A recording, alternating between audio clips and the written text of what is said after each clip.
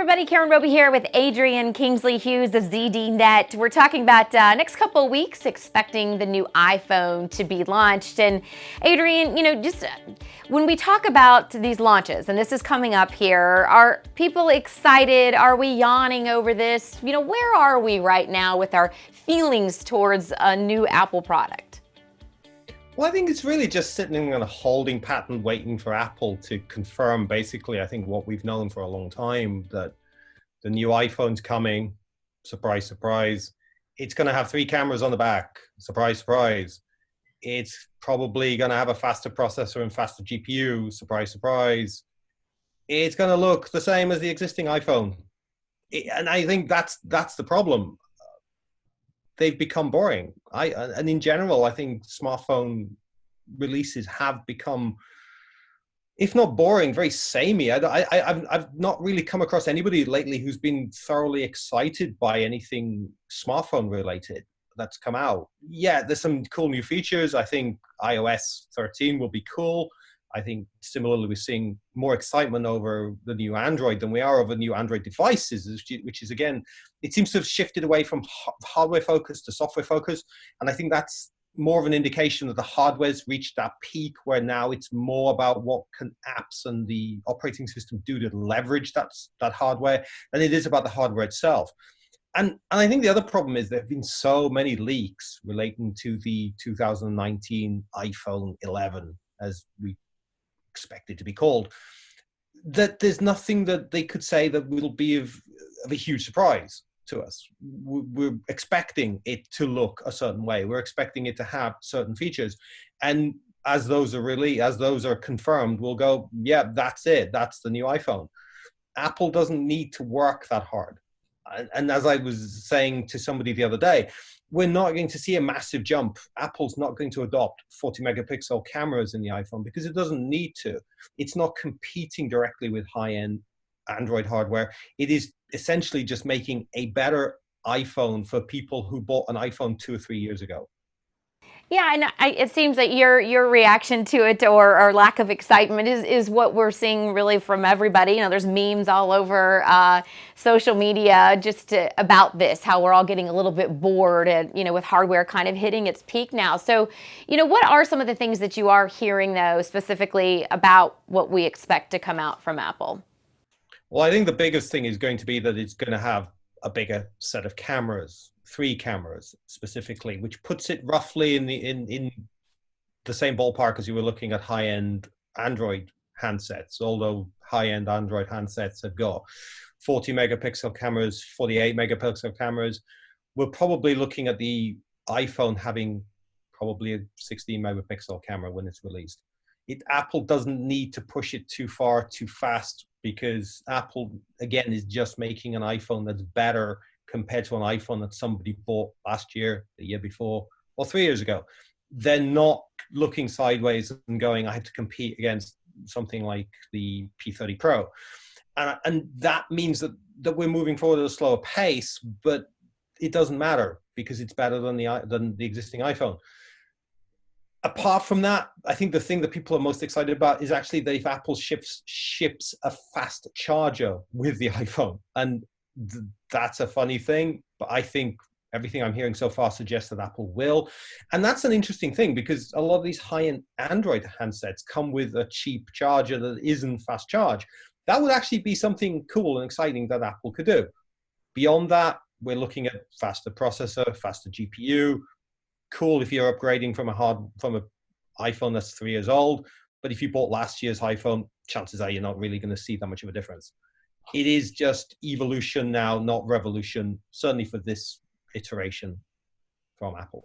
Yeah, seems to be where we are. And I know we were talking off camera here a few minutes ago, Adrian, about the cases and the manufacturers. Talk a little bit about that for me. Well, yeah, it's amazing. It's that time of year when case manufacturers are coming out with, we have the guaranteed case to fit this. We guarantee it. And yes, I've seen cases from multiple manufacturers now, and they're all identical. They'll all no doubt fit the new phone. Clearly, there's been enough leaks in the supply chain of cases or photos, or people used to just press them into plasticine and stuff just to get a mold outline. This is big business. But again, it's an indication of just how many leaks and how much supply chain leakage there is of information now, that there is no big reveal of something fantastic. We're going, we didn't see this coming. It is now just, yeah, we know Apple's going to come out with a new iPhone. Yeah, this is what it's going to look like. It's not going to be all that exciting. It's going to be expensive. And there we go. We just wait for Tim Cook to come on stage and tell us, give us your money. Yes, well said, Adrian. You talked a little bit about Android. So, what are we expecting coming up in terms of Android? Well, basically, in terms of major hardware releases, we've already seen the hardware releases. So basically, now it's the next version of Android, which is again just a little bit better than the previous version. A few new tweaks, exactly what we're seeing from iOS 13. Nothing huge, nothing revolutionary. It's really just manufacturers now consolidating their position in the market and now bracing themselves for that massive hit that they take in this latter part of the year when the new iPhone comes out and sales of Android devices tend to taper off, especially premium devices that are where manufacturers make most of their money. I think, again, Android manufacturers know that they can't really compete directly with the iPhone, so they're doing their own thing. They're mostly competing against one another. When you put two handsets together and they have high megapixel cameras, they have OLED displays on them, they have exceptional battery life. And this is not just compared to other Android phones, but compared to iPhone. These devices on a hardware level blow the iPhone out the water. But they're mostly competing against one another. They're not competing against the iPhone.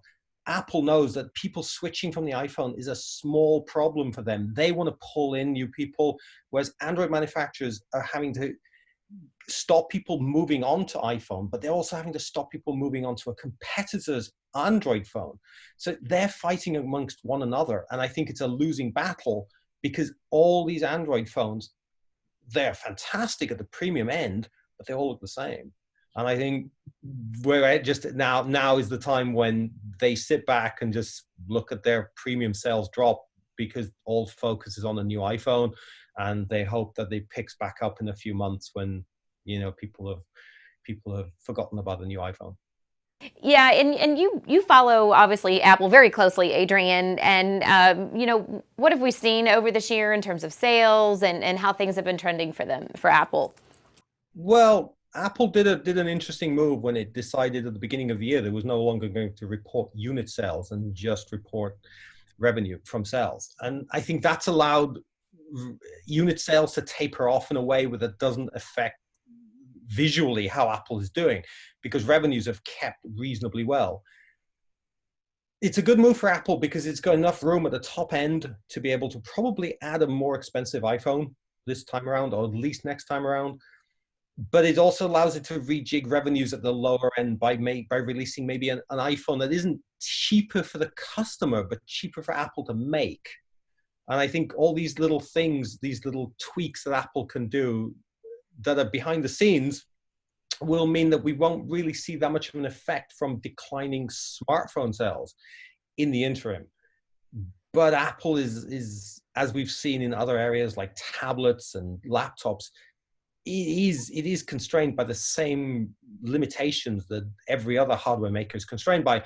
And while it can survive those day-to-day buffetings that smaller manufacturers can't, because it has such a huge profit margin, it's still long-term a problem that Apple has to face. It is heavily reliant on a smartphone. Smartphone sales are falling.